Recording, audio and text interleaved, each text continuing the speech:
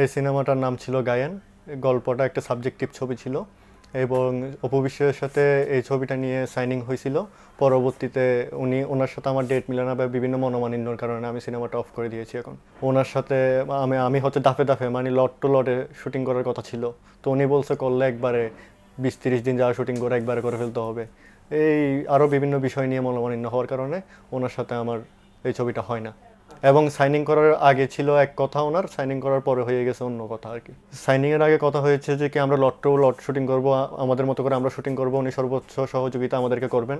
এবং সাইনিংয়ের পরে উনি বলে যে কি এক লটে কাজ করতে হবে। চুক্তিপত্র লিখছিল যে সাইনিং মানি এত, মাঝখান শুটিংয়ের মাঝখান দিয়ে দিব এত, ডাবিংয়ের সময় দিব এত।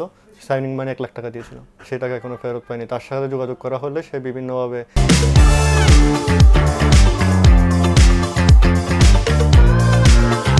ফেরত না দেওয়ার জন্য যা যা বলা দরকার উনি তাই বলে। এবং যখন আওয়ামী লীগ সরকার ছিল আর কি, ওই সময় তো ওনার অনেক ক্ষমতা ছিল, ওনার সাথে আওয়ামী লীগের বিশেষ ব্যক্তিবর্গের সাথে ভালো ভালো সম্পর্ক ছিল।